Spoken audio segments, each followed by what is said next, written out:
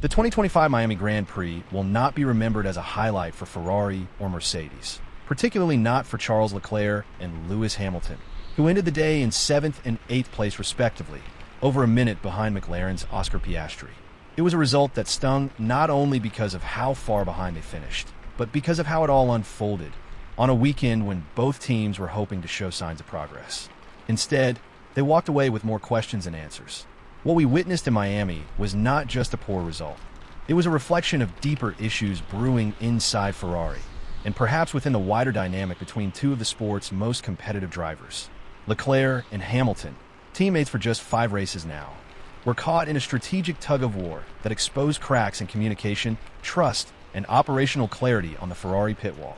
It all started with tire strategy. Hamilton, starting from 12th after a lackluster qualifying, was fitted with hard compound tires. Leclerc, starting slightly ahead in 8th, went with the mediums. At first, their positions held steady, neither making major progress in the early laps. But as the race settled, the picture began to change, slowly but significantly. Hamilton's hard tires started coming into their own as the rubber around him faded. He picked off Isaac Hadjar in the Racing Bull and Esteban Ocon in the Haas, using both racecraft and tire longevity to edge closer to the midfield battle. The next car in his sights was Yuki Tsunoda in the Red Bull. Ironically, the very seat Hamilton was rumored to take before Ferrari secured his signature last year. But before that battle could fully materialize, the race was turned on its head by a virtual safety car. Oliver Behrman's Haas broke down, and Tsunoda pitted just moments before the VSC was triggered. That timing allowed Hamilton to benefit immensely. Pitting under the VSC meant he lost around 10 seconds less than he would have under green flag conditions. He rejoined the track on fresh medium tires, ahead of Tsunoda and looking sharp. A lap later, Leclerc followed suit, also diving in under the VSC, this time for hard tires.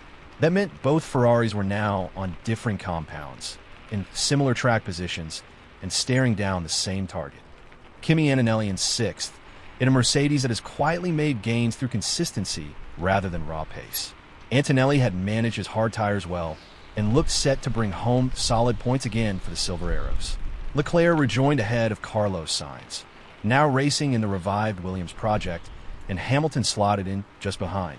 Sainz used his warmer tires to overtake Leclerc briefly as the VSC ended, but Leclerc pressured him into a lockup at turn 1, forcing the Williams wide and opening the door for both Ferraris to slip through. From here, things started getting tense. With 14 laps remaining and Antonelli 5 seconds up the road, Ferrari had to decide how to coordinate two drivers on different tires, with different paces and, crucially, different ideas on how to proceed. Hamilton, on the softer compound, was initially quicker. He began closing the gap to Leclerc, aided by DRS.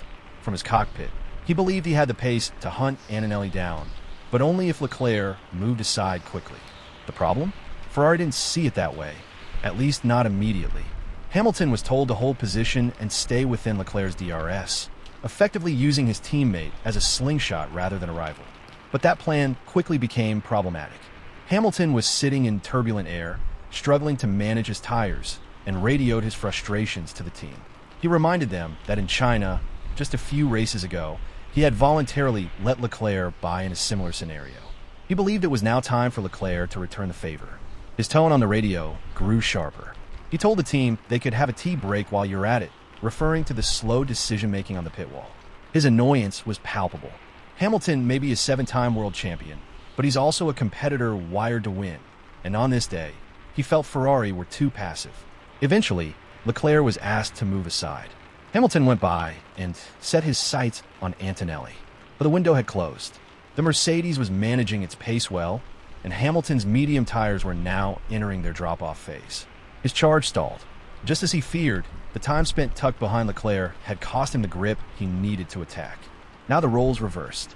Leclerc, on hards that were fully up to temperature, believed he was faster. He began closing in on Hamilton, who could no longer push. And once it became clear that neither of them was going to reach Antonelli, the team made another call, swapped the drivers back. So Hamilton moved over and handed 7th place back to Leclerc. Neither driver was pleased with how things played out. Both felt they were faster at different points. Both had made sacrifices, and both left Miami with the uncomfortable feeling that the team had mismanaged what could have been a more productive day. In post-race interviews, the frustration was thinly veiled. It took a long time for everyone to see what the situation was, Hamilton said, choosing his words carefully, but clearly hinting at indecision on the pit wall. Leclerc, equally diplomatic, added, "This wasn't the best way to run the race. No bad feelings to Lewis, absolutely, but as a team we need to do better."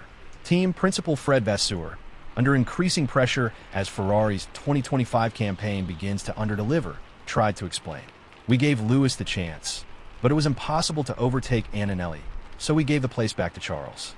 You have to assess, are you faster because of real pace or faster because of DRS? It took a lap to look at that, and then we made the decision. But in Formula One, one lap can make all the difference. And for Ferrari, that delayed reaction was the story of their race. This incident was more than just a strategy error. It was a symptom of a team still struggling with clarity, conviction, and consistency. Ferrari came into 2025 with high expectations. They had signed Lewis Hamilton in a move that shocked the F1 world. They committed to a new driver pairing that promised experience, talent, and hunger. And yet, 5 races into the season, they've yet to show the cohesion or raw performance needed to compete with the likes of McLaren and Red Bull. Meanwhile, McLaren, under Andrea Stella's calm leadership, have made enormous strides, not just in car development, but in race operations. Oscar Piastri's win in Miami wasn't just about speed. It was about execution, strategy, tire management, and pit stop timing, all on point. Ferrari, on the other hand, looked reactive, not proactive. And when you have 2 top-tier drivers in your lineup, the margins for error are even smaller. Every delayed call, every indecision, becomes amplified. What's even more concerning is how these moments affect team morale. Hamilton joined Ferrari with the dream of adding an 8th world title in red. Leclerc, a loyal servant of the Scuderia, is desperate to finally have a car capable of turning his talent into titles. But if Ferrari can't manage their own drivers effectively, if they can't even decide who should lead a charge on Antonelli, it's hard to imagine them managing a title fight with consistency. The next phase of the season is critical.